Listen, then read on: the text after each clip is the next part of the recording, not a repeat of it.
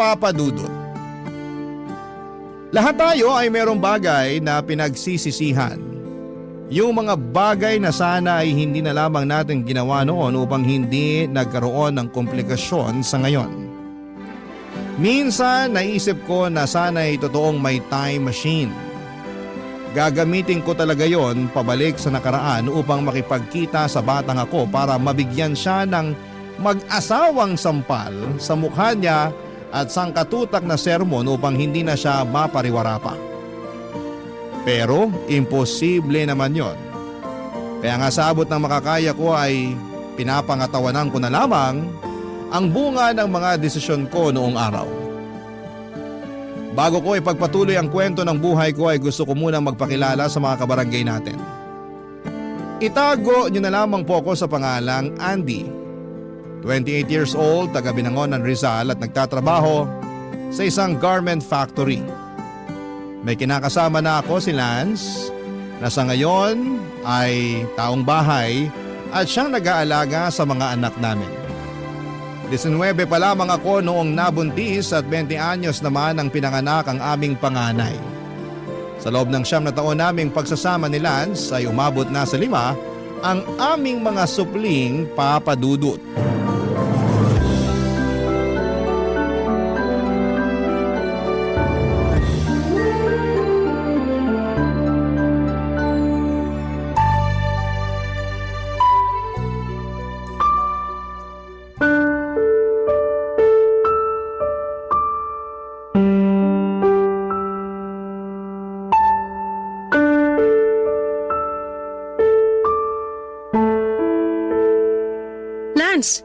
Bakit naman may sugat sa nguso yung bunso natin? Wala ba man lang munang good morning, mahal? Kasabay nitong mainit-init kong kape at pandesal? Yan talaga agad bungad mo, Andy? O edi good morning, mahal. O ngayon, pakisagot yung tanong ko. Malay ko kung bakit may sugat yung anak mo. Baka sa kalikutan. Anong malay mo? Dapat alam mo kasi ikaw ang bantay. Sinasabi mo ba na hindi ko sila binabantayan? May naririnig ka bang sinabi ko? Wala naman, di ba? Alam mo, minsan maglinis ka rin ng tenga mo. Kung ano-ano nang naririnig mo na hindi ko naman sinabi. Hindi nga. Pero tingin mo sa akin, bobo, para di maintindihan sa tono ng pananalita mo na gano'n ang ibig mong sabihin? Sinasabi mo na dapat alam ko kasi ako ang bantay ng mga anak natin. Tama naman. Pero dahil di ako sigurado kung na paano yan, pinalalabas mo na di ko na binabantayan. Hindi naman kasi magkakasugat yung anak natin sa nguso kung binabantayan mo. Ang laki-laki kaya nung gasgas. Na paano ba yon? Hindi ko alam. Malay ko nga sabi. Bakit di mo tanungin panganay natin? Baka masagot niya. Yang ka eh. Lagi na lang yung panganay natin ang sinisisi mo tuwing may mangyayari dito. Papaalala ko lang sa'yo ha. Bata pa yung panganay natin kaya ikaw pa rin dapat ang may kargo sa mga bata. Huwag mong ipasa sa kanila yung mga responsibilidad mo. Kung tutusin, hindi ito yung unang beses na may nangyari sa bunso natin, pati na rin sa iba natin mga anak sa pangangalaga mo. Nung nakaraan, yung pangalawa natin may pasa sa braso. Sabi mo tumama sa gilid ng mesa. Pero parang hindi ka pa sigurado. Kundi pa sinabi ni mama na nagsuntukan pala yung mga anak natin, hindi ko pa malalaman yung totoo. Doon ka na lang kaya sa mama mo, nadaig pa ang CCTV magtanong na nangyayari sa mga anak natin. Kasi nasasagot naman niya lahat eh. Labas si mama rito. Nagkataon lang na nakita niya. Tsaka buti pa siya, alam niya yung nangyari eh. Pero ikaw naturingang ama ng mga anak natin, palaging walang kamalay-malay. Ano ba kasing ginagawa mo rito sa bahay? Siguro panay cellphone ka lang, no? Anong panay cellphone? Bakit? Hindi ba? Anong oras ka na nakakatulog kaka-cellphone dahil puro ka laro? Sabihin mong hindi, kukutusan kita. Parang tanga naman eh. Ikaw ang parang tanga. Yun ang alam, pagbabantay sa mga anak natin ng trabaho mo, hindi mo pa magawa ng maayos. Paano pa ako makakapagtrabaho ng panatag niyan?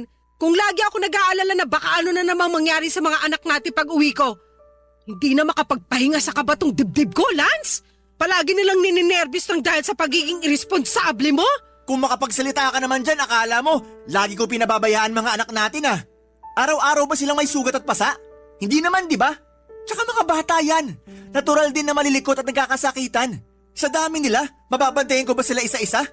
Hirap sa'yo porque ikaw nagkatrabaho. Akala mo na kung sino ka kung umasta at magsalita dyan. Kung ayaw mong bantayan ng mga anak natin, edi ikaw ang magtrabaho sa labas! Sinabi ko ba na ayaw ko? Wala akong sinasabi, no? Ibig sabihin, ayaw mo talaga magtrabaho ulit! Ha? masaya na ako sa pagbabantay sa mga anak natin. Tsaka kakaregular mo lang dyan sa pinagkatrabahuhan mo, di ba? Sabi mo, pangarap mo maregular dyan. Ayan, nangyari na nga. Oo, pangarap ko! Kasi mukhang ikaw ang walang pangarap para sa pamilya natin. Papa Dudut, hindi na ako nakatungtong ng kolehiyo dahil maaga kaming nagkaanak ni Lance. Maging siya ay high school lang din ang natapos. Tapos nasundan pa ng nasundan ang mga anak namin dahil hindi ko sineryoso ang paggamit ng contraception at pagpa-family planning. Kaya nga sising-sisi ako na umabot na sa 5 ang anak namin ni Lance dahil doon ay naranasan naming mag-isang kahig isang tuka. Gabi-gabi, bago ako matulog ay bumabalik sa akin lahat ng mga bagay na pakiramdam ko ay ninakaw sa akin ng panahon. At isa na nga doon ay yung ma-enjoy ko man lang ang kabataan ko at pagiging dalaga. Hindi na kasi nangyari yon noong nabuntis at nagkaanak ako. At mas lalo lang akong nalulugmok sa araw-araw na ginagawa ng Diyos nang dahil sa kinakasama kong mahinang dumiskarte sa buhay.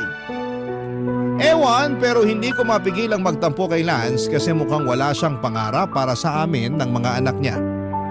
At dagdag stress pa sa akin sa tuwing kinukumusta ng mama ko kung kailan siya magkakatrabaho, Papa Dudut.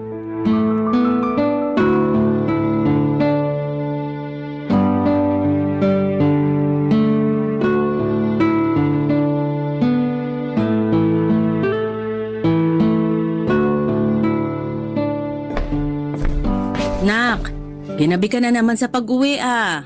Oo nga po eh. Kailangan kasi mag-overtime sa trabaho kasi marami kaming gawa. Ganun ba? Opo. Kaso nakakapagod. Nakakangalay ng batok at ang sakit-sakit na ng likod ko. Umupo ka nga muna dyan sa bangko. Bakit ba kasi nakatayo ka lang dyan sa may pinto? Maghapon na po kasi kaming nakaupo kaya hindi ko na rin ramdam yung puwet ko pero sige po, upo na ako kasi mas napapagod lang akong tumayo. Tulog na po ba yung mga bata? Oo, kakatulog lang nila. Ay, kumain ka na ba? Kumain na. Nakisubo na lang ako doon sa kasamahan ko kanina sa baon niya. Kasi wala na pala akong pera pambili. Ayoko namang umutang sa kantin dahil ang mamahal ng mga paninda nila doon. Pero pag ganun, umutang ka na. Kasi paano na lang kung walang baon yung kasamahan mo, di ba? Opo, ma. Sorry po ah. Sorry saan? Sorry kasi alam ko mataas ang pangarap niyo para sa akin kaya gustong-gusto niyo ako makapagtapos ni Papa sa college. Pero hindi na nangyari yun dahil sinuway ko kayo nung nagpabuntis ako ng maaga kay Lance.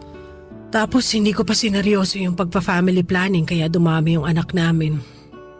27 years old pa lang ako pero losyang na ako. Mas mukha pa nga yata kayong bata kaysa sa akin. Ay, nangyari na yon. Wala na tayong magagawa pa doon. Kung may dapat mang sisihin dito, ang kinakasama mong pulpul mag-isip at mahinang dumiskarte. Huwag naman po kayong ganyan magsalita kay Lance, ma. Paanong hindi ako magsasalita ng ganito? Nakikita ko na wala naman siyang ginagawa rito sa bahay nyo. Ni magbantay sa mga anak nyo hindi pa maayos-ayos. Puro na lang cellphone, feeling binata. Bakit kasi di na lang siya pagtrabahuhin mo? Tapos ikaw na lang dito sa bahay para mag-alaga sa mga bata. Nag-usap na po kami ni Lance tungkol sa bagay na yan. Sinabi niya sa akin na kakaregular ko lang po sa pinagtatrabahuhan ko. Sayang naman kung magre-resign ako. Naisip ko tama naman. Sus, sinabi niya lang yon kasi ayaw niyang siyang magtrabaho sa inyo. Sa bagay, masarap ang buhay niya rito sa bahay niyo Kunwaring nagbabantay sa mga anak pero panay cellphone ang inaatupag. Panay cellphone lang ba talaga ang ginagawa ni Lance rito, ma? Ay naku!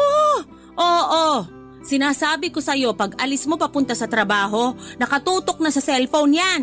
Habang pinapakain mga anak nyo, bago paliguan, puro cellphone niyang magaling na lalaking yan. Kaya nga laging late yung panganay nyo sa school Pag uwi rito sa bahay, imbis na makipaglaro sa mga anak nyo, cellphone ang inaatupag.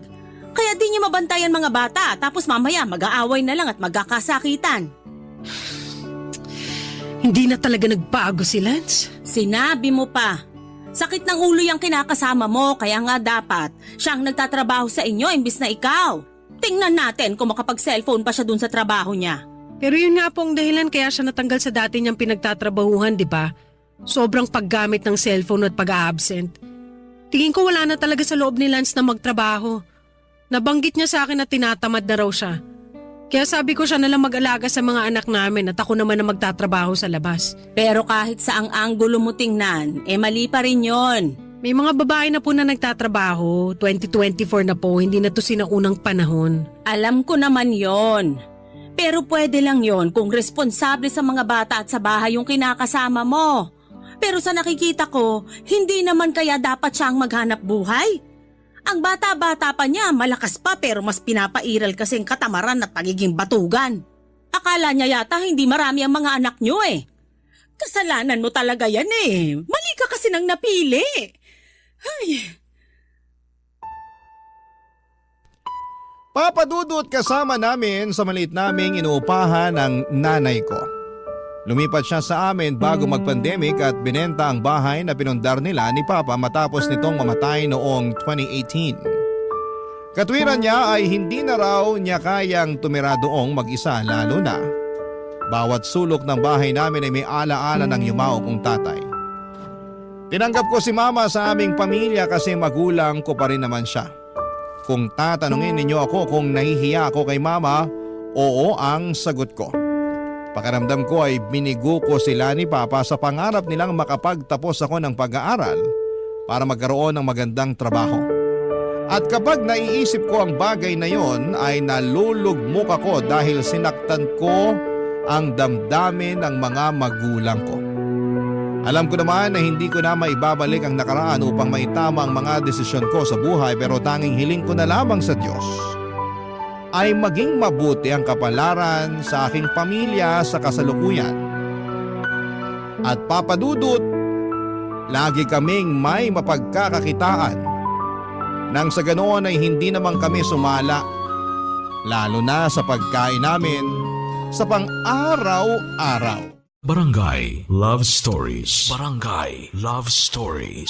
Papa Dudut, ako lang ang nagtatrabaho sa amin at walang araw na hindi ako nahirapang pagkasyahin ang kinikita ko para sa pagkain namin. Bills at iba pang mga gastusin lalo na kapag nagkakasakit ang mga anak namin ni Lance. Sa totoo lang ay malimit akong umiyak at matulala dahil kulang na kulang talaga ang budget namin sa pang-araw-araw. Tapos ay dagdagan pa ng mga away namin ni Lance na sobrang nagpapasakit sa aking ulo at kalooban. Malapit ko na tuloy pagsisihan na siya ang kinasama ko sa buong buhay ko lalo na at mukhang wala talaga siyang maayos na direksyon para sa amin. Simula kasi nang natanggal siya sa trabaho noong 2023 ay tinamad na siyang maghanap pa. Hindi ko alam kung mas na-enjoy na niya ang pag-aalaga sa mga anak namin o sadyang hinayaan na lang niya ako ang bumuhat sa aming pamilya. Ewan, hindi talaga ako masaya sa relasyon namin pero hindi ko naman siya mahiwalayan dahil meron kaming mga anak, Papa Dudut.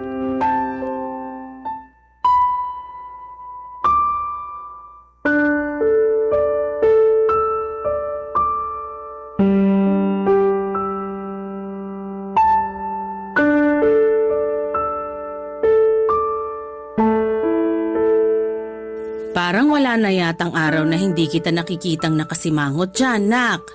Sorry ma, hindi ko lang po mapigilang malungkot. Huhulaan ko.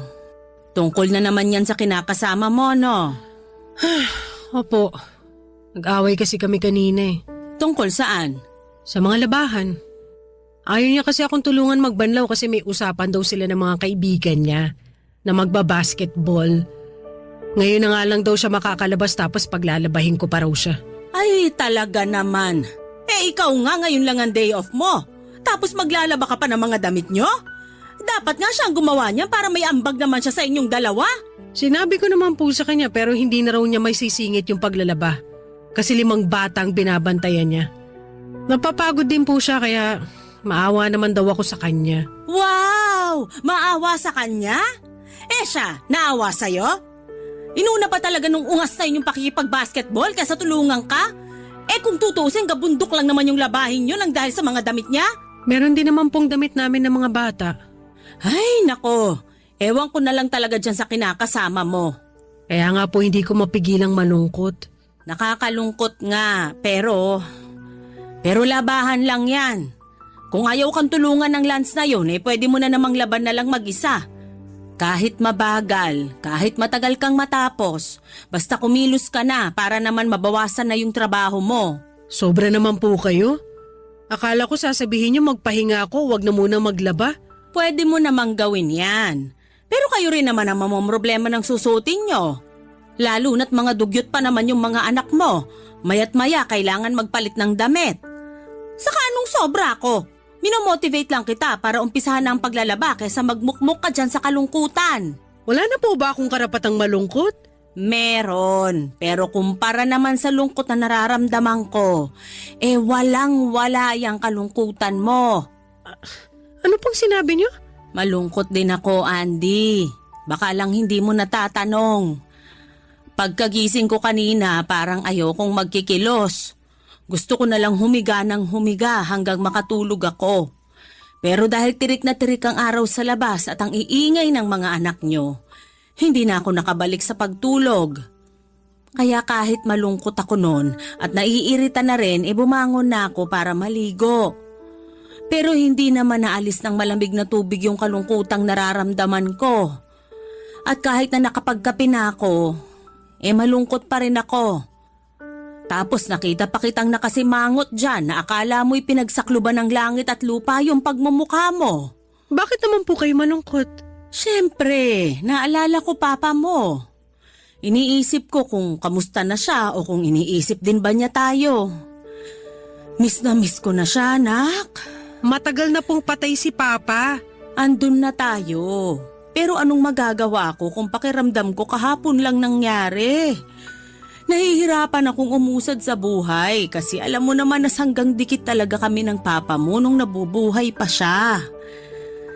Ay, nakakainis lang isipin kung bakit kailangan pa niya magkasakit at mamatay ng maaga. Hindi ko na po alam ang sagot dyan, Ma, kasi kahit na anumang sabihin ko, hindi kayo naniniwala. May sarili kayong paniniwala eh. Totoo naman na unfair ang Diyos kasi kinuha niya sa atin ang papa mo ah. Pero nangyari na yun. At matagal na rin patay si Papa. Sigurado kung nakikita at naririnig niya lang kayo ngayon, hindi niya magugustuhan na nagkakaganyan kayo. Ewan ko. Pero kung totoo ngang nakikita at naririnig niya ako ngayon, sana magpakita siya sa akin. Sabik na akong makita siya at marinig ang boses niya. Imbes na gumaan ang loob ko sa pag-uusap namin yon ni Mama ay mas bumigat pa ang pakiramdam ko, Papa Dudut.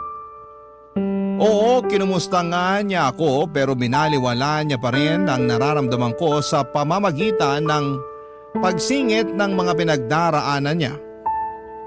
Para sa mga hindi pa nakakaalam, nag-self-diagnose ang mama ko na meron siyang depression at anxiety mula noong namatay ang papa ko at magpasa hanggang ngayon na hindi pa rin siya nakakausad. Sinubukan ko naman siyang unawain dahil nagluluksa rin naman ako sa pagkamatay ng papa ko pero napilitan na lamang akong umusa dahil sa mga anak namin ni Lance. Para kasing kung isasama ko pa ang pagluluksa kong yon, ay hindi ako makakapag-focus sa trabaho at sa buhay namin ang kinakasama ko kaya pilit ko na lamang sinantabi ang bagay na yon.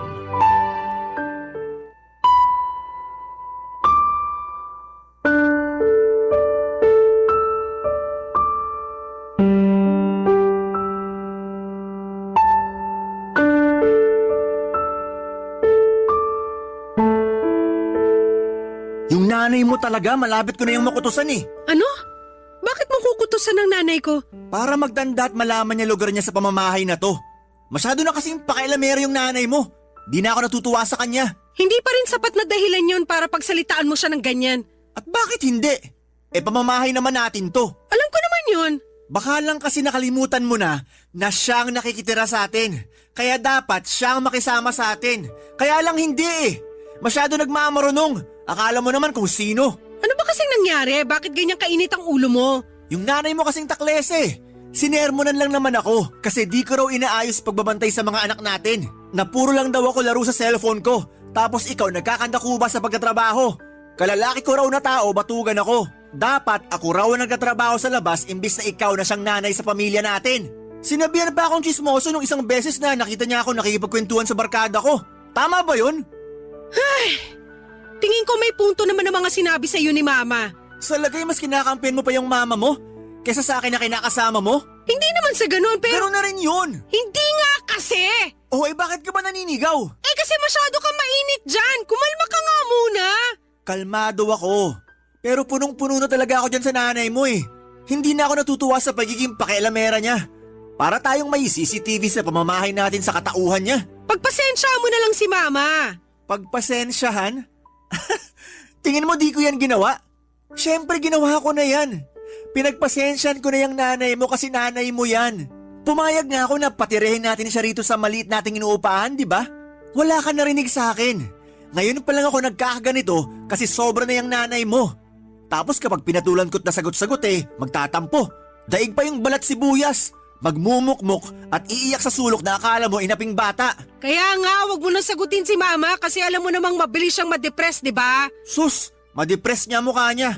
Tingin ko pa uso na lang niya yan eh. Kunwari depressed para intindihin natin pero okay naman pala. Nung nakaraan nakita ko yan nakikipagtawanan sa kapitbahay natin eh. Yun ba yung depressed? Tapos maya-maya maglulungkot-lungkutan. Pinagloloko na lang tayo ng nanay mo eh. Kung pinaglololoko man niya tayo, konsensya na niya yon. Tsaka wala rin naman tayo magagawa kung sakaling ang depressed siya o pinipeke lang niya. Ang akin lang, huwag ka na sana masyado magpa-apekto sa mga sinabi sa'yo ni Mama. O baka naman kaya ganyang kakaapektado kasi alam mong totoo yung mga sinabi niya. Ano ba naman yan, Andy? Imbis na gumaan loob ko sa'yo, lalo pang bumigat kasi mas kinakampihan mo pa mama mo. Baka nakakalimutan mong akong kinakasama mo rito. Hindi ko nakakalimutan yun. Pero pareho lang kayo ni Mama kung umasta At paano kami naging magkapareho? Nagtanong ka pa talaga ano pa nga ba? Pareho kayong masakit sa ulo at mahirap intindihin. Nakakabuisit kayo. Akong napapagod sa inyo Kung meron mang nakakabwisit dito, ang mama mo na yan.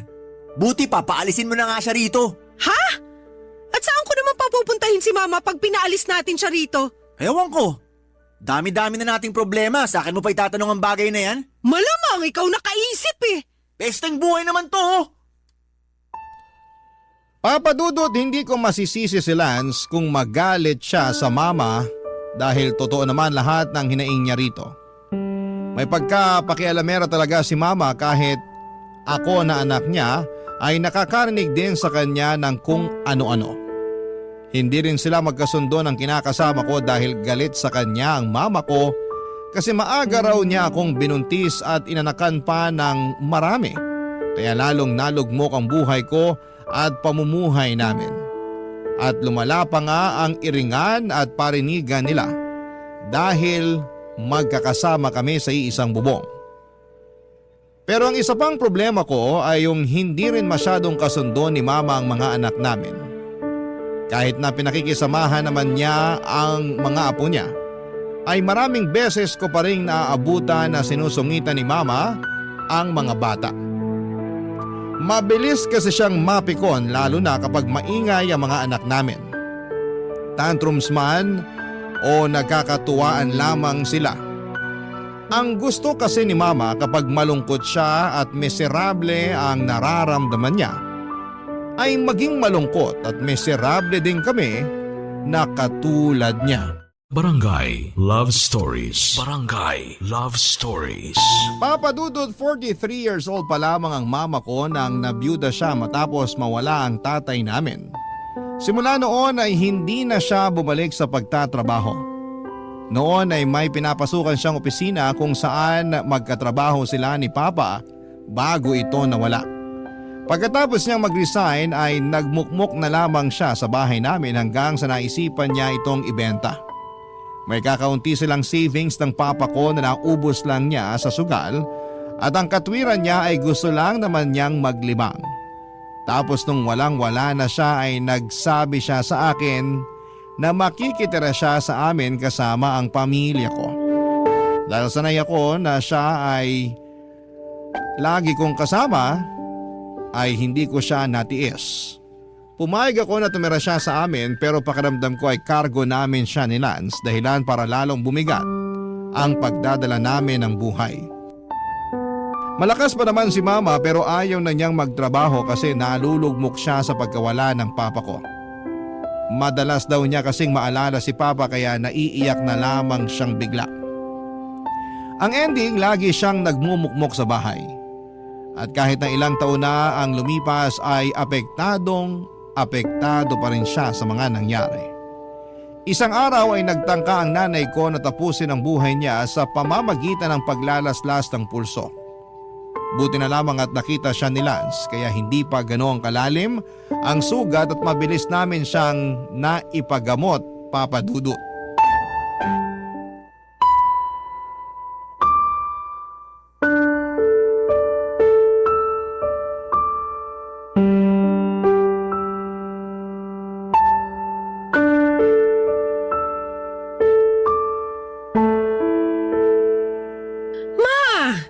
Bakit niyo ginawa yun? Bakit niyo sinaktan ng sarili niyo? Kasi nga gusto ko nang sumunod sa papa mo. Miss na miss ko na siya, anak. Kagabi na panaginipan ko siya.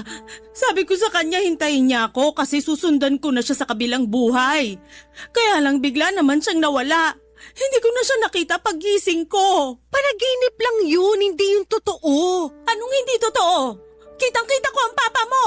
Tingin ko nababaliw na po kayo. Lance naman? Bakit? Totoo naman eh. Gawain ba ng matinong tao yung maglaslas ng pulso? Hindi, di ba? Ibig sabihin, baliw na yung nanay mo. Hindi ako baliw. Ikaw nga batugan eh. Pabuhat ka ng pabuhat sa anak ko, kalalaki mong tao. Ay, talaga naman. May masabi lang talaga kayo sa akin eh. Totoo naman lahat ng sinabi ko ah. Bakit, nasasaktan ka? Ay, sus, kawawa ka naman. Papatulan na talaga kitang matandang baliw ka. Hindi ako baliw. Pwede ba tumigil na nga kayo? Huwag akong patigilin mo kundi yung nanay mo. Wala naman akong ginagawa rito ah. Yung batugan mong kinakasama ang unang nagsabi na baliw ako. Totoo naman eh. Sinabi na ngang hindi ako baliw. Tumigil na nga kayo! Lance, please, wag mo na sagutin si Mama. At ikaw naman, Ma, please, umayos kayo. Maayos ako ah. Sino may sabing hindi? Kung maayos kayo, sana naisip nyo na mapapagastos lang tayo kung napuruhan yung sarili nyo. Sana naisip nyo na walang-wala na nga kaming pera kasi kulang na kulang yung sinusweldo ko tapos dadagdagan nyo pa yung mga gastusin namin. Gusto nyo talaga kami mabaon sa utang, no? Sabihin nyo, gusto nyo mangyari sa amin yon? Naku, hindi naman syempre. Kung hindi naman pala, bakit kayo ganyan? Hindi ko alam. Basta ko na lang naisip yun eh. Alam nyo yan, pero hinahayaan nyo lang ang sarili nyo na magpadala sa isip nyo. Hindi mo talaga ako maiintindihan kasi wala ka naman sa posisyon ko. Hindi ko na kailangan mapunta sa posisyon nyo dahil baka lalo lang ako masiraan ng ulo. Nagluksari naman ako sa pagkawala ni Papa pero umusad pa rin ako. Kaso kayo hindi eh. Napag-iwanan na kayo kaya apektado na yung buhay nyo. Tapos dinadamay nyo pa kami, may sarili naman kaming problema ng pamilya ko. Ma, please! Kung hindi nyo kami matutulungan sa araw-araw naming pamumuhay, wag na po kayong dumagdag sa mga iniisip namin, lalong-lalo na sa akin. Awa naman kayo sa akin kasi napapagod din po ako. Hindi ko naman kasalanan kung napapagod ka ngayon. Ikaw ang pumili niyan, hindi ako. Masyado ka kasing suwail at hindi ka nakinig sa amin ng papa mo. Tapos pulpul pat batugan yung lalaking napili mo. Siningit niyo na naman ako. Totoo naman eh. Kasalanan mo kung bakit mahirap pa kayo ngayon sa daga. Ewan ko sa inyo! Ako pa yata yung mauunang mabaliw sa kakaintindi sa inyo. Yang mama mo sisihin mo, wag ako. Isa ka rin sakit ng ulo eh. Ano na namang ginawa ko? Yun nga, wala kang ginawa at wala ka rin ginagawa para sa pamilya natin. Ang malas-malas ko sa'yo, Lance! Nagsisisi na tuloy ako na ikaw pa ang tatay ng mga anak natin! Papa Dudut, dala na rin siguro ng matinding emosyon na naghahalong galit at pag-aalala kaya nasumbatan ko na ang sarili kong ina. Pero sa totoo lang ay may punto naman lahat ng mga sinabi ko. Pagod na akong pakisamahan siya dahil dagdag lamang siya sa mga gastusin namin. Naghihikahos na nga kami sa buhay tapos mapapagastos pa kami ng malaki ng dahil sa kanya. Siyempre nagalit din sa akin si mama at nagkasagutan kami. Hindi rin naman kasi siya papatalo kaya lalong nadagdagan ang sama ng loob ko sa kanya. Gustong gusto ko na siyang paalisiin sa amin pero baka lalo siyang mapahamak sa labas. Isa pa ay natatakot ako sa karma na pwedeng mangyari sa akin sakaling ipagtabuyan ko sa pamamahay namin ang sarili kong ina. Kaya nga pinagsabihan at kinausap ko na lamang siya ng masinsinan na huwag na niyang ulitin ang bagay na yon kasi mauuna pa akong mabaliw sa kanya. Tingin ko ay tinabla naman siya kaya lang makalipas ang 2 linggo ay may ginawa naman si Lance. Dahilan para malapit na akong masiraan ng ulo, Papa Dudut.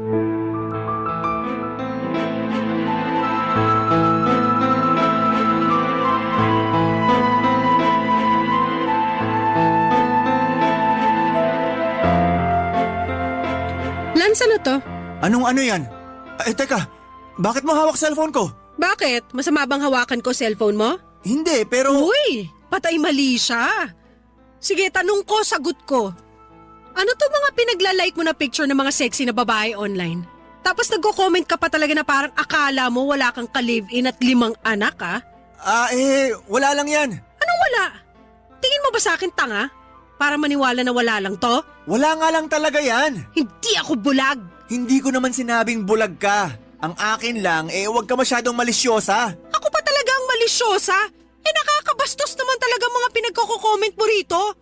Gusto mo basahin ko? Para malaman mo na nakakaloko ka? Ano, basahin ko? Ha? Wag na. Tsaka akin na nga yung cellphone ko. Masyado kang pakialamere. Wow! Ako pa talagang pakailamera! Akin na sabi yung cellphone ko, Andy. Ayoko nga! Ako naman bumili nito, di ba? Kaya akin to at gagawin ko kung ano gusto kong gawin dito.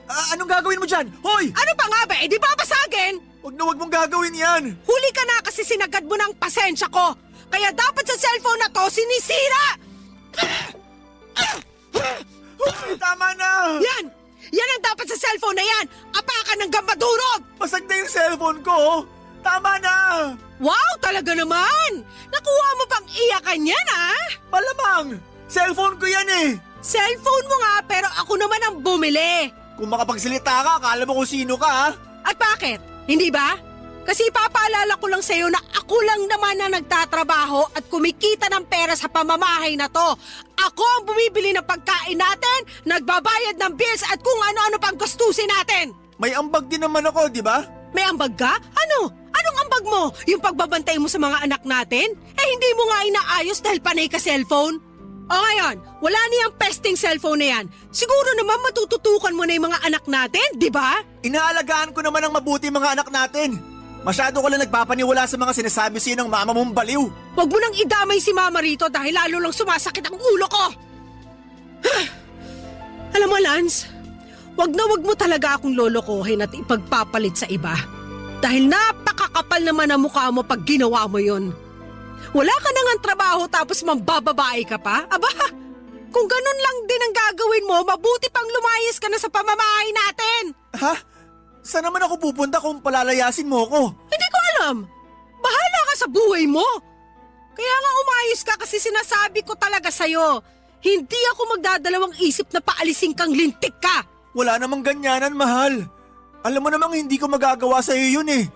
Hindi ako mambababae. Siguraduhin mo lang talaga kasi may kalalagyan ka sa akin. Oo naman.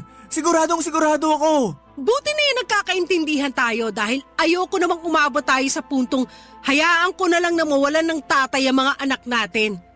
Kesa naman sumakit lang lalong ulo ko sa'yo.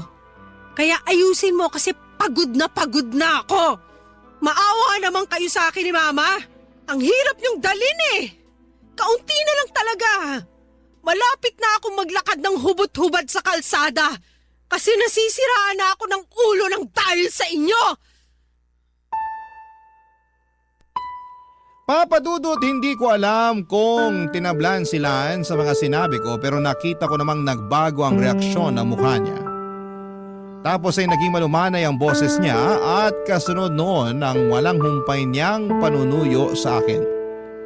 Kahit papaano ay humupa na ang galit ko pero masama pa rin ang loob ko sa kinakasama ko at hindi ko nga siya pinansin noon, sa halip ay nakipaglaro ako sa mga anak namin. Pero hindi nagtagal ay nagkabati rin naman kami. Hindi ko na talaga alam ang gagawin ko. Malapit na akong mabaliw ng dahil sa pamilya ko. Hirap na ako magtrabaho dahil hindi ako nakakapag-focus. Pakiramdam ko ay para akong punong kahoy na mabubuwal anumang sandali. Sa kasalukuyan, ako pa rin na naghahanap buhay sa amin. Kasama pa rin namin si mama sa bahay. At paminsan-minsan ay nalulugmok at nalulungkot pa rin siya. Pero buti na lang dahil may pinagkakaabalahan na siya. Gaya ng pagtitinda niya ng almusal sa tapat ng bahay namin tuwing umaga hanggang tanghali. Dalangin ko na sana lang ay magtuloy-tuloy na kasi kahit paano'y nakakatulong din naman ang maliit niyang kita sa amin ng pamilya ko. At pangarap ko na mapatignan ng mama ko sa eksperto sakaling may sapat na kaming pera para matulungan siya sa kanyang depresyon. Hanggang dito na lamang po ang sulat ko, Papa Dudut. Maraming salamat po sakaling mapili po ninyong i-ere sa inyong programang Barangay Love Stories. Gusto ko na rin kunin ang pagkakataon na ito para magpasalamat sa programa ninyo dahil nalilibang at natututo ako sa mga istorya ng kabarangay natin na itinatampok ninyo. God bless and more power sa inyo. Ang inyong forever kapuso at kabarangay, Andy. Dear Papa Dudut, ako nga pala si Kathy, 35 years old at meron akong nakarelasyon. Naitago na lang natin siya sa pangalang Bert. Mas matanda siya sa akin ng 20 years. Pero kahit ganon kalayo ang agwat namin sa isa't isa ay hindi naman kami nagkakaroon ng malaking problema. Marami kaming pagkakaparehas kasi mas marami akong alam sa henerasyon niya. Kaya hindi kami nauubusan ng pag-uusapan. Nakilala ko siya sa tulong ng isang katrabaho. Nereto ako noong time na ready na ulit akong magmahal. 3 taon na kasi akong single noong nakilala ko si Bert. Pakiramdam ko noon ay ready na ulit akong magmahal nang makilala ko na siya. Mature kasi siya at iba roon sa mga naging karelasyon ko. Tumagal din ang 1 taon ng ligawan bago ko siya sinagot, Papa Dudut. Hindi nga siya nainip, di kagaya ng iba na paabutin mo lang ng kalahating taon ang panliligaw ay sumusuko na. Hindi ko pinagsisihan na sinagot ko si Bert, Papa Dudut. Paano ba naman kasi lahat ng kailangan at gusto ko ay kaya niyang ibigay. Edad lang naman ang maipipintas ng iba sa kanya. Pero pagdating sa ibang bagay tungkol sa kanya, wala silang ibang masabi. Boto ang mga mahal ko sa buhay sa kanya, Papa Dudut. Gusto na nga nilang magpakasal na kami kaagad. Napag-usapan namin yon pero hindi naman ako nagmamadali. Parang okay pa rin sa akin na mag-boyfriend at mag-girlfriend lamang kami. Hindi naman ako pressured kahit lagpas 30 na. Enjoy pa kasi ako sa situation namin ni Bert, Papa Dudut.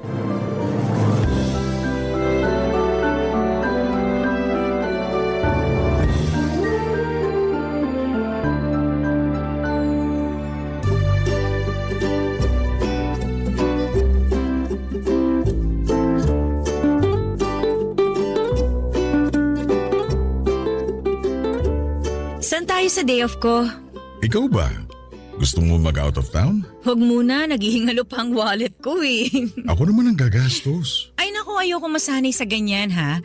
Baka mamaya isipin ng ibang tao pineperahan lang kita. Alam ko namang hindi mo ako pineperahan.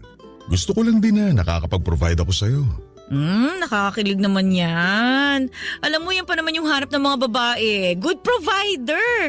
Sana all na lang talagang sasabihin ng ibang tao sa atin. So, pahig ka na sa out of town? Siguro wag nga muna. Nakakatamad din kasing bumiyahe. Ano palang gusto mong gawin natin? Siguro ayos na sa akin yung lambingan habang nanonood ng TV sa kondo ko. Baka sitahin mo na naman ako kapag nakatulugan kong panonood ng TV. Naku, sanay na ako sa'yo, no? Bawasan mo kasi yung rice at saka salt intake mo para hindi ka kagad antukin. Wala na sa kinakain ko yan. Nasa edad ko na talaga.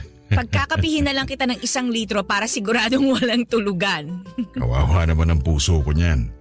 Alam mo naman na mahina na ang puso ko dahil sa edad ko. Alam mo, lagi mo nalang nirarason ang edad mo, ha?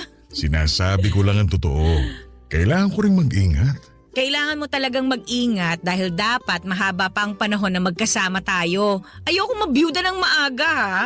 Kaya nga, healthy living na ako para sa'yo eh. Ikaw kaya ang inspirasyon ko kaya gusto ko magpabata ulit.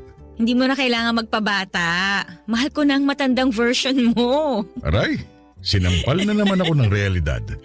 Alam mo, kahit may senior citizen ID ka na, tanggap at mahal pa rin kita. Basta kahit sino ka pa. Kahit sino ako? Kahit ano pa ang nakaraan ko? Past is past, sabi nga nila, di ba? Speaking of past, Uy, kinakabahan naman ako dyan. Huwag mo sabihing may asawa ka pa pala, ha? yan naman ang wala. Alam mo namang matagal na kaming anal ng dati kong asawa, hindi ba? O so ano nga yung past na sinasabi mo? Tungkol sa anak ko. Ha? May anak ka na? Oo, Joy ang pangalan niya. Nag-iisa lang. Anak ko sa una. Eh bakit ngayon mo lang sinabi sa akin? Baka kasi busted din mo kapag nalaman mong may anak na ako eh. Ang babaw naman ang tingin mo sa akin. Tanggap ko naman kung una pa lang sinabi mo nang may anak ka na. Wala na rin naman ako magagawa kasi nabuo na yung batang yun bago pa ako dumating sa buhay mo. Hindi na siya bata. Ilang taon na? 30 years old na siya. Wow, mas matanda lang ako ng 5 taon. Oo, pero minsan isip bata yun kaya parang na rin siya mas bata sa'yo ng 20 years. Ano ba to? Halos magka-batch na kami ng anak mo Hindi naman mahalaga ang edad, hindi ba? Baka kasi dahil hindi nagkakalayo ang edad namin, alam mo na, ayawan niya ako. Open-minded si Joy. Hindi problema sa kanya ang edad mo. Nakwento na kita sa kanya noon pa man. Hindi mo siya kumontra. Sa katunayan, gusto ko nga niyang makilala. Kinabigla ko talaga yung pag-amin sa akin ni Bert na may anak na siya na halos kaedad ko na. Napansin niyang hindi ako komportable noon kaya inassure niya na magiging okay ang una naming pagkikita ng anak niyang si Joy. Nagpakwento na ako sa kanya tungkol sa ugali ni Joy, Papa Dudut. Sinabi niyang liberated ang anak niya, bukas ang isipan nito sa maraming bagay. Kung ano raw ang magpapasaya kay Bert, ay sosuportahan daw yon ni Joy. Papa's girl daw kasi si Joy. Palibasa noong baby pa lamang ito ay si Bert na lagi ang kasama niya. Nag-ibang bansa kasi ang nanay ni Joy after nitong mga anak. Kaya na-develop yung bonding nilang mag-ama. Kahit nung time na nagkahiwalay na si Bert at ang asawa niya ay hindi nagbago ang koneksyon ng mag-ama, Papa Dudut. Kahit tuwing weekends na lamang daw sila magkita pero madalas pa rin silang nagkukumustahan, salamat na lamang sa social media. Marami pa akong nalaman tungkol kay Joy. Dahil doon ay napanatag na rin ako kahit papaano. Baka naman makakasundo ko si Joy, lalo't hindi naman nalalayo ang edad namin sa isa't isa. Marami rin kaming pwedeng pag-usapan. Naisip ko nga rin baka pwede na rin kaming maging magkaibigan. Weird yon kung iisipin, pero para sa akin ay maganda nga yun para mas lalo akong mapalapit kay Bert. Alam kong mahal na mahal ni Bert si Joy. Base pa lang kung paano kumislap ang mga mata ng nobyo ko kapag pinag-uusapan namin ang anak niya. Alam kong wala na siyang ibang hihilingin pa kapag nagkasundo kami ni Joy. Kaya naman pinaghandaan ko na ang unang pagkikita namin ni Joy. Kabado man pero kinaya ko yon para sa relasyon namin ni Bert, Papa Dudut.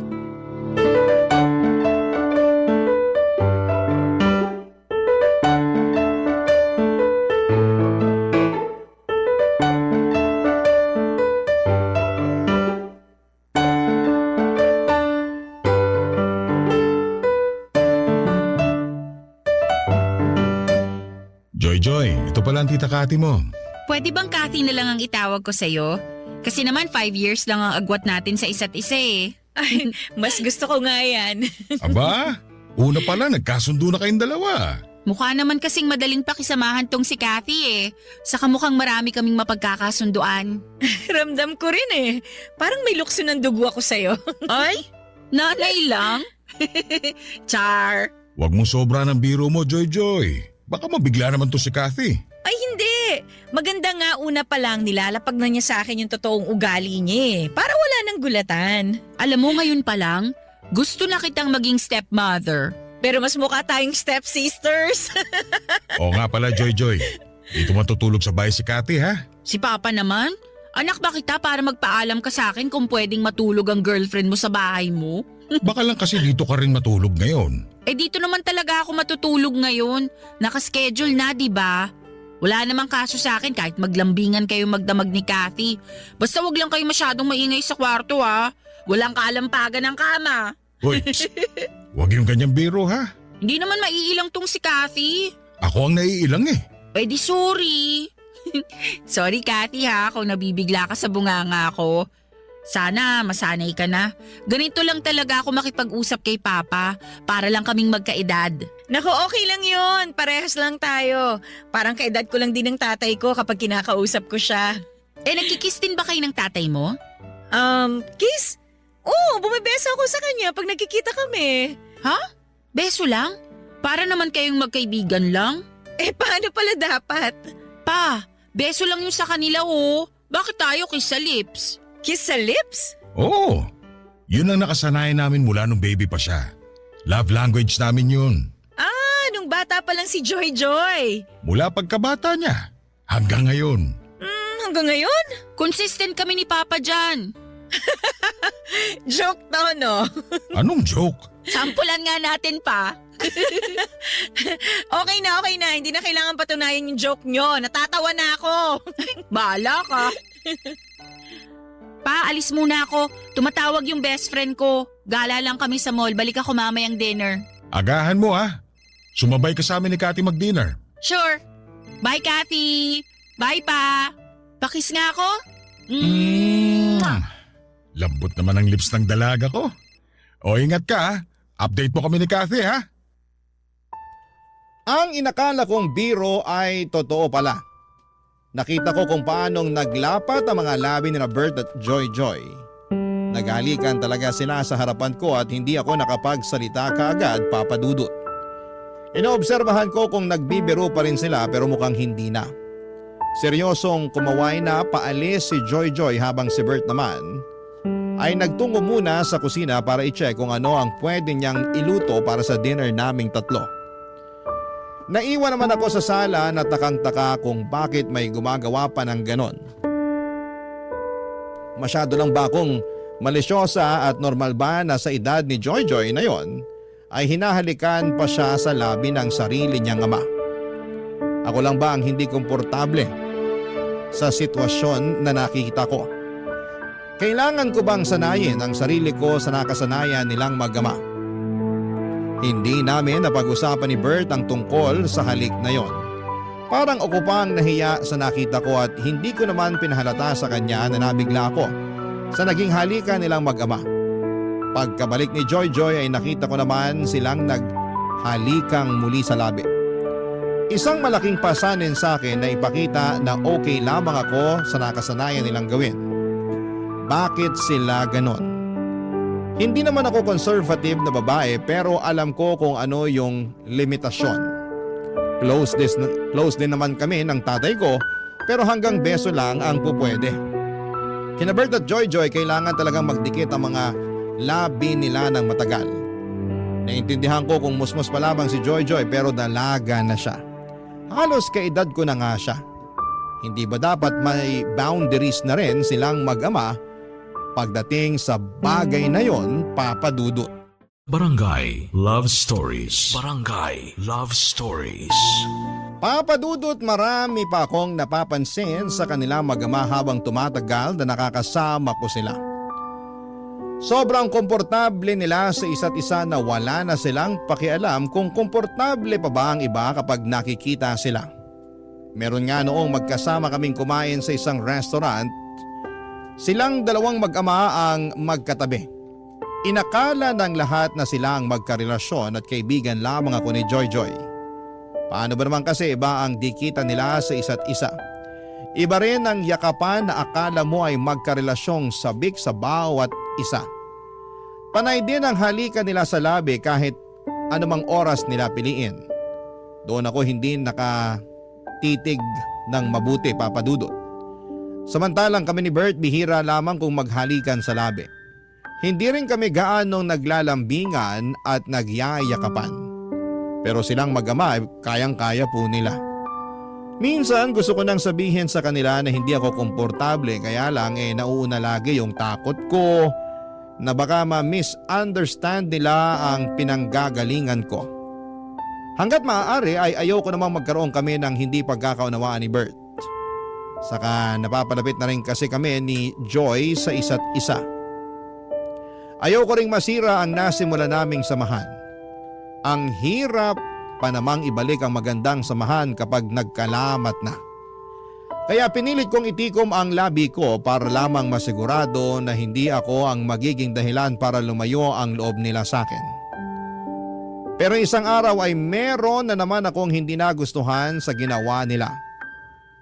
Kararating ko lamang noon ng bahay ni Bert at naabutan kong magkasama sina Joy Joy at Bert.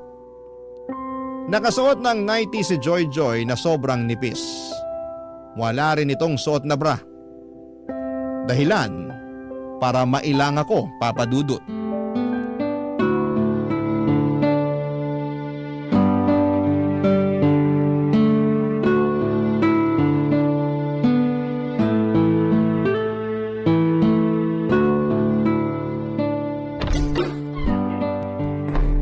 Bert? Kathy, late ka na dumating ha. Sorry na traffic kasi ako eh. Kanina ka pa namin hinihintay, Kathy. May nirekomenda kasi akong movie kay Papa. Tara, panoorin na natin. Okay, sige. Joy Joy? Ano yun? Gusto mo bang humiram ng pajama or jacket? Meron ako dyan. Para saan? Naka-nighties ka kasi tsaka wala ka pa yatang bra. Ganyan talaga manamit yan kapag dito sa bahay natutulog.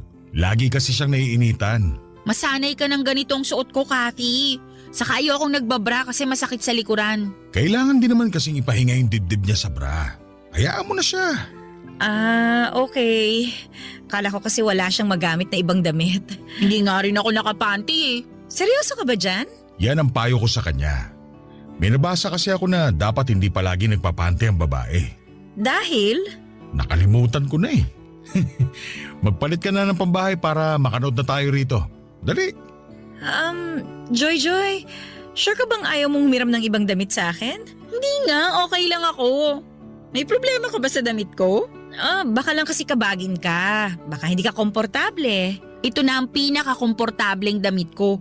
Kung pwede nga lang tong gamitin sa mall eh. Baka pinangrampa ko na talaga. Huwag ka na mag-alala sa Sote Joy Joy. Asikasuhin mo na lang ang sarili mo para makanood na tayo. True! Saka Kathy, okay lang ba kung kami ni Papa ang magtabi habang nanunood? Kasi maingay kami pag nanunood eh. Baka maistorbo ka. Ayos lang naman. Madikit lang kasi itong si Joy Joy sa akin kapag nanonood ng TV. Lalo kapag sa sinehan at horror pa ang pinapanood. Naku, iba ang dikit nito sa akin. Kumakandong pa nga ako kay Papa kasi lagi ako natatakot eh. Kumakandong? Nakasanayan na naming dalawa yun. Kumakandong siya sa akin lalo kapag nangangalay na yung likuran niya. Lagi kasi sumasakit ang likod nitong dalaga ko eh. Kumakandong kahit ganyan ang suot niya? Oo, wala namang masama. Nakadamit naman si Papa ng maayos. Pero ikaw… Alam mo ikaw, mukhang may problema ka sa suot ko. Huwag mo na nga akong plastikin, sabihin mo na. Medyo nabigla lang kasi ako. Hindi kasi ako sanay makakita nung, alam mo na, nung babaeng naka-nighties. Medyo conservative kasi ako eh. Ikaw? Conservative? Hindi ka naman ganun eh. Ganun ako, no? Baka hindi lang halata. O sige na nga, naniniwala na ako. Papa, Ano yun anak? sumasakit na naman yung likod ko. Kakandong ka na? Opo, please.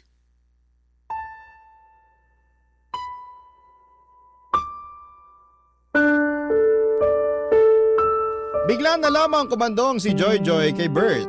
Natulala na lamang ako sa mga nangyari. Nagmadali akong pumunta sa kwarto hindi para magbihis kundi para magpakalma ng sarili ko. Naiinis ako sa ginagawa nila pero mas naiinis ako dahil wala naman akong magawa para pigilan sila, Papa Dudut. Parang ang helpless ko sa sitwasyon na yon. Gustuhin ko mang magsalita, natatakot ako dahil baka ma-offend ko sila. Noong sinubukan ko nga na magpasimple pero kamuntik nang magalit itong si Joy Joy. Doon ako natakot, Papa Dudut. Lalo na noong parang kinampihan ni Bert ang anak niya. Sino ang magiging kakampi ko kung ganon? Wala akong maisip na mapagsabihan ang sitwasyon ko. Papa Dudut, natatakot ako na baka may magsabi sa akin na masyado lamang akong malisyosa.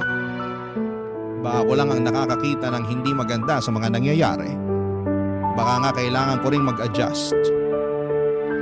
Sa pagdaan pa ng mga araw ay sinubukan kong sanayin ang sarili ko sa mga nakikita ko sa kanila.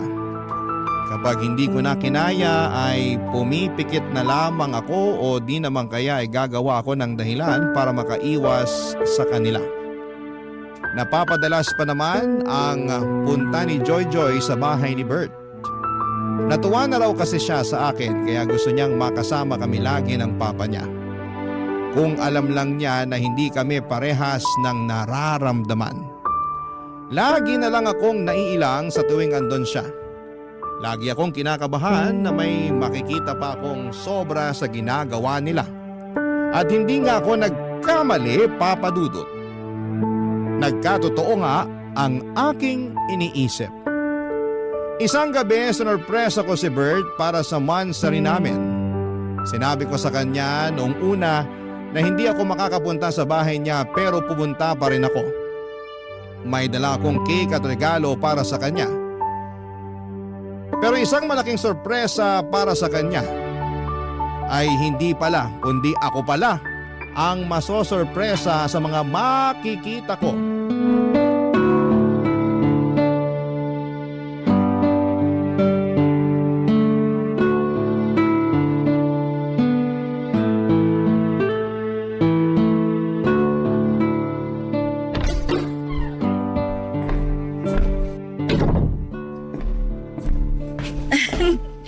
Happy Monthsary! Kathy, akala ko hindi ka pupunta. Gusto kitang sorpresahin eh. Happy Monthsary! Ikaw talaga. Sana nagsabi ka. Di hindi na yung surprise. Bumili pala ako ng cake at saka… Kathy! Sabi ni Papa hindi ka raw pupunta rito sa bahay. Kasi bala ko lang naman siyang sorpresahin kaya nagpanggap akong hindi pupunta. Mukha namang na-surprise si Papa, maski na ako. Kahit ako na sorpresa sa'yo eh. Bakit ka naman na-sorpresa? Palagi naman akong andito sa bahay ni Papa. Nasurpresa ako sa suot mo. Ha? May mali ba sa suot ko? Wala namang problema. Nakapanty at bra lang kasi siya. Sabi ko naman sa'yo, mabilis mainitan at pagpawisan to si Joy Joy. May aircon naman, di ba? Hindi effective yan sa akin. Di ba, Papa? Kahit combo pa ng electric fan at aircon, maiinitan pa rin niyang si Joy Joy. Tingnan mo sa susunod para maniwala ka. Buti nga naabutan mo pa akong nakabra ngayon eh. Madalas kasi. Hindi siya nagbabra? Ba't pa ba ako nagtaka? Uy, may dala kang cake! Ano flavor to, Kathy? Mocha. Uy, paborito ko to. Pa, subuan mo ko ha. Sige, ikaw pa ba? Kuha ka na rin ng platito at pangiwa. Teka, punta na ako ng kusina. Bert, kailangan nating mag-usap. Para saan? Kain muna tayo. Hindi na ako kakain. Sa inyo na lang ni Joy Joy ang cake na to. May problema ba? Hindi ba halata? Ano bang problema? Kayo ng anak mo. Hindi mo ba nakikita kung gaano kasagwa yung mga ginagawa nyo? Anong masagwa? Excited na akong lantakan tong cake. Papa, kandungin mo ko please. Masakit na naman tong likod ko eh. Teka lang muna, Joy Joy ha. Nag-uusap pa kami ni Kathy. Wala na tayong dapat pag-usapan. Pakinggan nyo kung paano kayo mag-usap ng anak mo para maintindihan mo kung bakit ako ganito. Teka, ano bang nangyayari? Pumunta lang ako ng kusina tas nag-aaway na kayo bigla? Ikaw, Joy Joy, kasali ka sa problema. Bakit ba kasi ganyan ka manamit sa tuwing nandito ka sa bahay ng papa mo? Kasi bahay naman to ni Papa ko at isusuot ko kung anong gusto ko. Dalaga ka na! 30 ka na! Ilugan mo naman ang pananamit mo. Hindi pwedeng naka-brat panty ka lang tapos kakandong ka sa tatay mo. Ano yun? Tapos lagi kayo naghahalikan sa labi? Malisyosa lang ba ako o mali na yung ginagawa nyo? Malisyosa ka lang. Walang mali sa ginagawa namin ng anak ko. Ito na ang nakasanayan namin bago ka pa dumating. Huwag naman sanang marumi ang isip mo, Kathy. Gusto pa naman kita para kay Papa. Thank you na lang, pero hindi ko na kaya tong ginagawa nyo. Sa inyo na tong cake. Mag-enjoy kayong kumain habang magkakandong.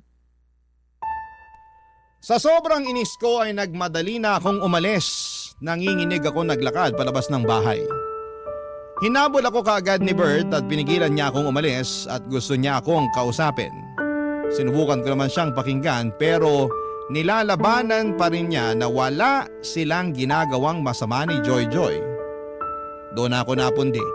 Nagbook na ako kaagad ng masasakyan para makaalis na. Sinabi ko sa kanya bago ako sumakay ng sasakyan na mag-cool off muna kaming dalawa. Gusto ko mag-isip-isip kung tama pa ba na makipagrelasyon sa kanya dahil hindi ako komportable sa kanila ng anak niya. Wala naman na siyang nagawa kung hindi ang pumayag. Hinayaan na rin niya akong makaalis. Sa loob ng sasakyan ay doon ko ipinagpatuloy ang pag-iyak. Nang makauwi ako ng bahay ay hindi pa rin natapos ang sama ng loob ko. Nagkulong ako sa kwarto para umiyak ng umiyak. Pagkatapos noon ay nakatanggap ako ng text mula kay Bert. Sinasabi niya sa akin na bibigyan niya ako ng space. Umaasa pa rin daw siya na magkakaayos kami dahil mahal niya ako. Hindi raw niya kayang mawala ako. Lumambot ang puso ko sa sinabi niya. Kaya naman sinubukan ko siyang kausapin para ipaunawa ang maling napapansin ko sa kanilang mag-ama. Pero tulad ng dati, sarado pa rin ang isip niya tungkol doon.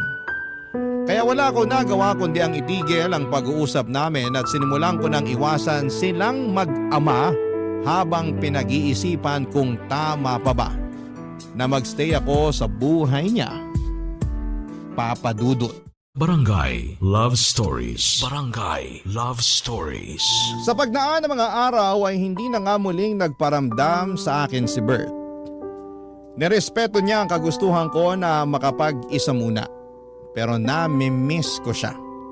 Hindi siya matanggal sa isipan ko at in love talaga ako kay Bert. Pero hindi ko naman pwedeng gamitin ang pagmamahal na yon para lamang magstay kung hindi naman ako komportable sa nangyayari sa relasyon namin. Tiniis ko na huwag magparamdam sa kanya. Kahit panayang check ko kung nag-message na ba siya o kung nag-like man lang ba siya ng status ko.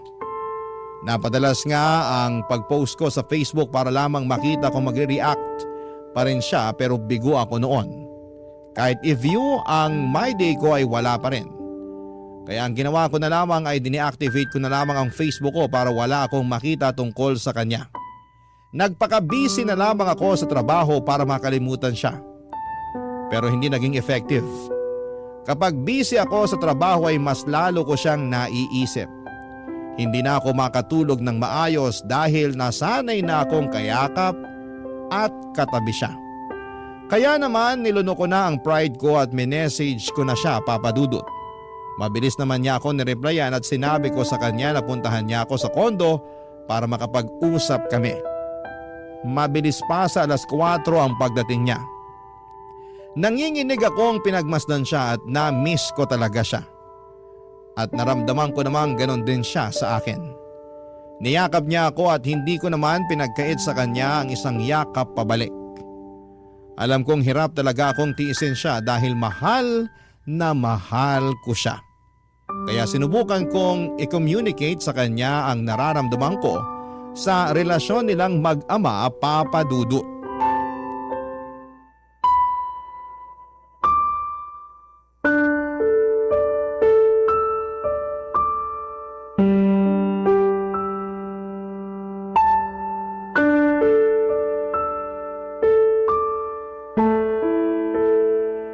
Namiss talaga kita. Mabutit naisipan mo nang makipag-usap sa akin. Namiss mo ba ako? Namiss kita, pero Pwede kayang wag na tayong mag-away. Okay na sana to. hindi na tayo mag-aaway basta mapag-usapan lang natin yung tungkol sa inyo ni Joy Joy. Baka mas lalo lang tayong magkagulo eh. Pwede bang kalimutan na lang natin yun?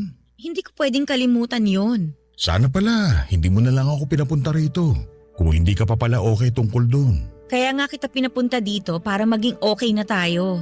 Kailangan lang nating pag-usapang dalawa yon para matapos na. Masyado lang kasing marumi ang isip mo. Hindi marumi ang isip ko. Kahit sinong iharap mo, ganun din ang mararamdaman. Nakakailang.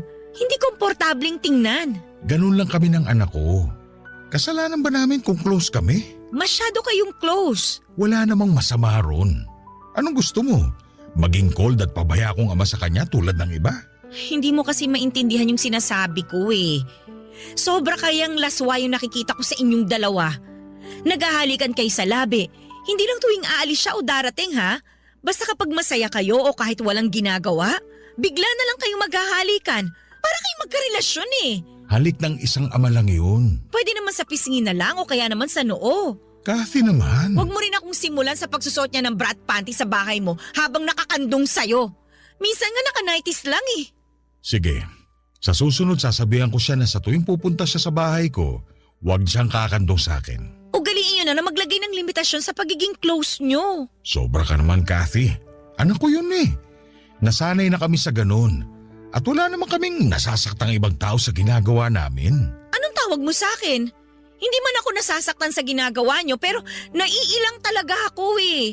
Hindi ko alam kung bakit hindi mo yun makita. Kasi wala naman ako nakikitang masama. Baka nga nagsiselos ka lang kasi sobrang close kami ni Joy Joy.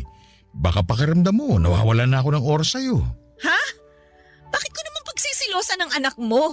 Hindi lang ako komportable sa pinapakita niyo sa akin kapag nakaharap ako sa inyo. Ay, nako. Parang wala namang mananalo sa usapang ito. Ay wala talaga. Hanggat hindi mo nakikita kung ano yung point ko. Bert, sabihin mo nga sa akin, ano pa ba yung madalas niyong ginagawang mag-ama para ipakita yung closeness niyo sa isa't isa? Mga normal na bagay lang. Anong normal na bagay? Tabi kami matulog. Nakapanty at bra na naman ba siya? Sabi ko naman sa'yo, mabilis siyang mainitan eh. Ay naku, ano pa? Ayoko na magsabi, baka magalit ka na naman. Eh mas magagalit ako kapag hindi ka nagsabi. Ay, sabay kaming maligo. Nang nakahubad kayong pareho? Malamang. May maliligo bang nakapantalon at t-shirt? Papadudot na irita ako sa pamimiloso po ni Bert. Pero wala nang mas nakapagpairita sa akin nang malaman ko kung ano pa ang ginagawa nilang dalawa. Bakit hindi nila makitang mali yung mga nakasanayan nila? Dalaga na ang anak ni Bert pero kung umasta siya akala mo ay sanggol lamang ang anak niya. Halos kilabutan ako sa mga sinabi ni Bert, Papadudot. Kasama mong matulog ang anak mo nang nakahubad? Kasama pang maligo ng nakahubad? Paano sila nagiging bulag sa mga ginagawa nila? Wala bang ibang taong nagsasabi sa kanila na may mali na? Ang dami kong tanong noon pero dahil sa galit ko ay mas pinili ko na lamang na paalisin si Bert. Baka kung ano pa ang maidagdag niya na makapagpawala ng respeto ko sa kanya. Hindi ko na kinaya. Minessage ko siya at sinabing tapos na kaming dalawa, Papadudot. Hindi naman niya ako nireplyan. Mabuti na rin yon para mamatay na yung natitirang pag-asa sa puso ko na magiging maayos pa kaming dalawa. Panayang iyak ko habang nagmo-move on. Yun marahil ang pinakamasakit na breakup sa akin. Hindi kasi ako ready na magkahiwalay kami ni Bert. Pero kailangan kong gawin dahil hindi ko na kayang tanggapin yung nakikita ko sa kanilang mag-ama. Hindi na siya nagparamdam pa ulit sa paglipas ng buwan. Hanggang isang araw ay nagulat na lamang ako sa isang bisitang dumating sa bahay ko. Si Joy Joy. Kumatok ito sa pinto at nang buksan ko ay nakita ko ang malungkot na mukha ni Joy Joy. Hindi ko alam kung paano siya haharapin. Naiilang ako sa kanya pero gusto kong pakinggan kung ano man ang gusto niyang sabihin, Papadudot.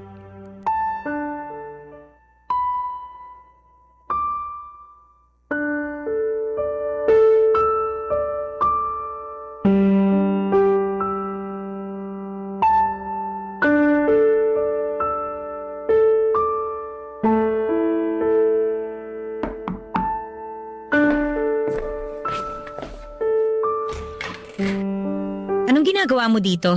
Makikipag-usap sana sa'yo. Pasok ka.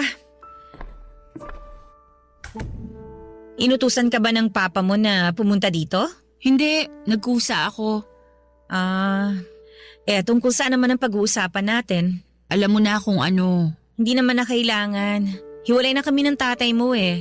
Wala na ring sense para pag-usapan pa yon. Alam kong mahal niyo pa ang isa't isa. Lalo na si Papa. Kung alam mo lang kung gaano kalungkot si Papa ngayon. Kasalanan naman niya. Hindi niya ako pinakinggan eh. Pinakinggan ka naman namin. Kaya lang, kami ang hindi mo maintindihan. Ako nga tong hindi niyo maintindihan eh. Wala bang nagsasabi sa inyo na nakakailang ang mga ginagawa niyo? Wala naman kaming natatapakang ibang tao. Yung tanong ko ang sagutin mo. Wala bang pumupuna sa ginagawa niyong mag-ama? Meron, pero... So hindi lang pala ako, no? Pero pinaramdam niyo sa akin na ako lang tong malisyosa. Kasi hindi naman big deal sa amin eh. Ewan ko ba sa ibang tao kung bakit hindi sila maging open-minded? Ang hirap maging open-minded sa ginagawa niyo, Joy. Parehas mo rin pala yung mga niligawan at naging ex ni Papa eh. Akala ko pa naman iba ka sa lahat. So marami pala kaming kontra sa ginagawa niyo ng tatay mo. Kasi makikitid ang utak nyo. Ay naku, Joy, makinig ka. Hindi ako kontra sa pagiging malapit nyo sa isa't isa ng tatay mo. Pero sana sa edad mo, dapat alam mo na kung ano yung mga bagay na hindi mo ginagawa kasama siya eh. Hindi ka na pwedeng naka-brat panty lang habang kumakandong sa kanya. Wala na rin sanang halikan sa labi na maganap. Bumeso ka na lang tulad ng ibang mga anak. Sa ganun ako pinalaki ni Papa eh. Kaya nga sinasabi ko sa'yo na mali ang tatay mo na ipagpatuloy pa kung ano yung ginagawa niyo noon. Kahit yung pagtulog na nakahubad ka katabi siya. Sinong hindi magtataas ng kilay kapag nalaman nilang ginagawa niyo yung ganon? Parehas mo talaga ang mga ex ni Papa. Pinagseselosan nila ako dahil sobrang close naming dalawa. Hindi na selos yung nararamdaman nila. Namin. Hindi na kami komportable. Ang nanay mo ba? Alam ba niya yung ginagawa niyo? Hindi naman siya nagtatanong eh. O subukan mo sabihin sa kanya para magkaalaman na. Baka hindi ka na niya ulit papuntahin sa tatay mo kapag nalaman niya yan. Open-minded ang nanay ko. Kaya alam kong wala lang sa kanya to kapag sinabi ko sa kanya. Okay, sige. Hindi na ako lalaban kasi buhay niyo naman yan eh. At saka, tapos na rin kami ng tatay mo. Good luck na lang sa next na stepmother mo kung payag siya sa mga inaakto niyo. Pero Kathy, ikaw na kasi ang gusto ko para kay Papa. Kahit may hindi tayo pinagkakaunawaan, alam kong ikaw yung dapat para kay Papa. Saka alam kong mahal na mahal ka rin niya. Sa'yo ko lang siya nakitang ganun kasaya eh. O so, anong punto mo? Baka naman pwede mo nang isang tabi yung pagkailang mo sa ginagawa namin ni Papa. Tapos balikan mo na siya. Naaawa na kasi ako sa kanya eh. Please, Kathy. Please. Nangingilid ang mga luha ni Joy habang pinapakiusapan akong balikan si Bert. Aminado akong naapektuhan ako sa huling sinabi niya. Nakaramdam ako ng kurot, mas lalo namang nag-ingay ang puso ko. Isinasagawa na naman nitong sinisigaw na naman nitong muli si Bert. Bigla ko namang na-miss si Bert, Papa Dudut. Pinalis ko muna si Joy para makapag-isip-isip ako bago siya tuluyang lumabas ng pintuan. Hinawakan pa nito ang kamay ko at nagmakaawa na huwag ko raw iwan ang tatay niya. Hindi raw niya kayang makitang lugmok sa kalungkutan ng tatay niya. Doon ko naramdaman kung gaano niya kamahal si Bert. Tumango na lamang ako at sinabing kami na lang ng tatay niya ang mag-uusap sa dapat na gawin. Pagkatapos noon ay nagmadali akong isarado ang pintuan at doon ako napasantad. Para ako nanghina sa naging usapan namin. Ilang araw na akong naguguluhan sa dapat kong gawin, Papa Dudut. Mahal na mahal ko po si Bert. Wala na akong ibang lalaki na nakikitang makakasama kung hindi siya. Kaya lang ay hindi ko talaga matanggap ang ginagawa nilang mag-ama. Sinubukan ko namang sabihin yon sa kanila pero mukhang hindi nila babaguhin ang nakasanayan nila. Kasi hanggang sa dulo ay pinapakita nilang walang mali sa ginagawa nila. Ano po ba sa tingin ninyo ang dapat kong gawin? Wala na akong ibang problema kay Bert maliban nga roon sa kakaibang closeness nilang mag-ama. Hindi ko na alam kung ano ang gagawin ko at sana'y matulungan niyo ako. Isa po akong masugid na tagapakinig ng inyong #1 radio station sa Barangay LS 97.1, lalo na ang inyong programang Barangay Love Stories.